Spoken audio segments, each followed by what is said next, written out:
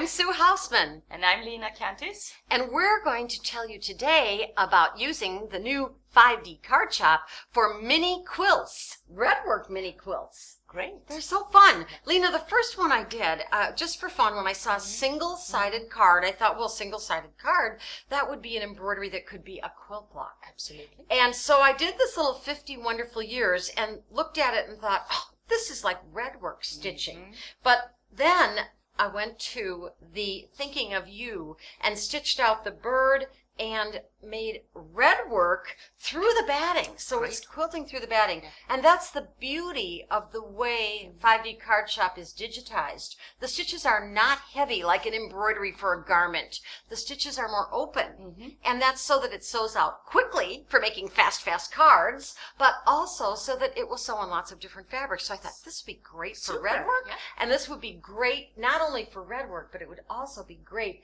for any type of stitching through batting and quilting at the same time. So would you like to see how I did it? Yes.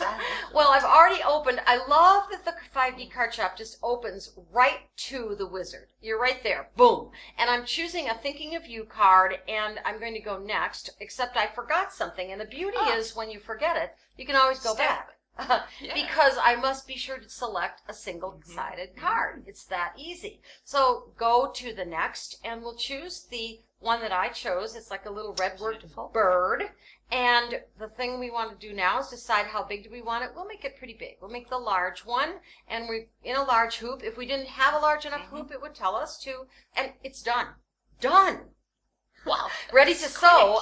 However, you may want to see it more in the color that you're doing it in. So if you would like to select the muslin background, simply go in and select the color background you're using, and maybe you'd like to see the threads in the colors you're using. And of course you can scroll through the threads by number. Maybe you have a lot of numbers at home. A lot of times I just use this little palette at the bottom because I'm looking more for quick, and I'm looking more for just how is it going to look in the red color. So this is a really fun step to be able to see it before you stitch it, so you know it's going to be what you want. Yes, you can compare with the colors of thread that you own. Right. And then just write this to your USB stick. That's the way I transfer designs. I know some people go automatically. Depends on your machine. And of course, this saves multi-format. So it works on anyone's embroidery machine. So any brand of embroidery machine. Great. And so we stick our USB stick and look. There we go. We stitch it out in the hoop. I use the rayon thread, which is not traditional for Redwork. This also would work with a 30-weight cotton thread.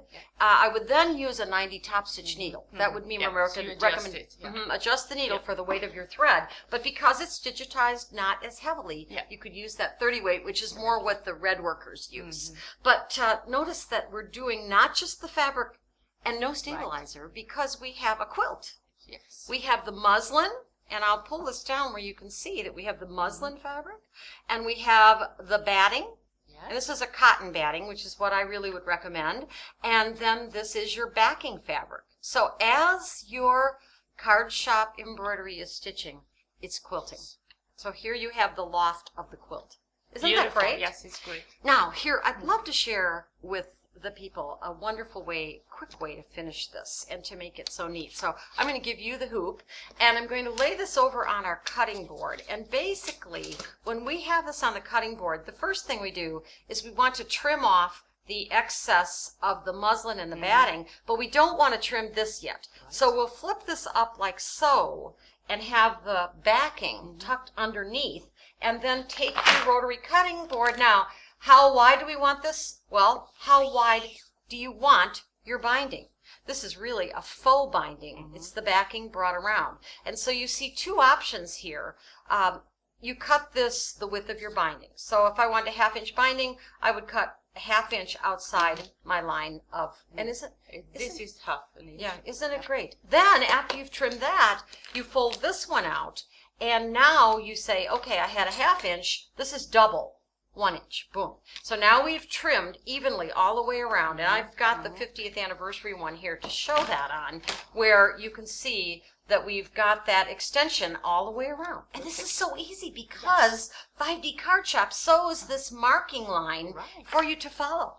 It's so easy. So then you go to your ironing board and you press under these edges so that you have them pressed under. And of course you could keep pressing like this, but then you'd have this ugly, ugly corner. So we have a great little tool that does a great job on that. It has this little, forgive my name, I use these in classes, but we put the corner on the tool there, we mark across it, and so here you see that we have that mark. I did it with black markers so you could see. I would suggest using a fabric marker for this. But we just mark across it like so, and then we take and we fold this up so that we match these edges and stitch from point to the fold. Don't stitch all the way out to the edge like this. And I've got one edge stitched here where you see that we've got the one edge stitched. And once we've stitched that, then we need to cut it. And I have a little scissors down under here, fortunately. I could do it with a rotary cutter, but you cut all the way out to the edge because you're eliminating all the bulk. Then, watch this. You won't believe it. It's so easy and so fast. Take your point turner, place it in the corner, turn over your point turner, and there you have your binding. It is magic. And use one of your little buttonhole or applique looking stitches, and you will have that perfect binding all finished, and it really is so quick and easy. And of course here I just cut it wider. Just cut it wider and you have your wider frame, like a picture frame. And then you can embellish it with little hot fixed crystals or with little charms. I use the little hearts on the golden anniversary. So fun little gift to make. It looks professional in the way you did it. And no one else is going to give them a card like this. Exactly. So perfect. It's unique.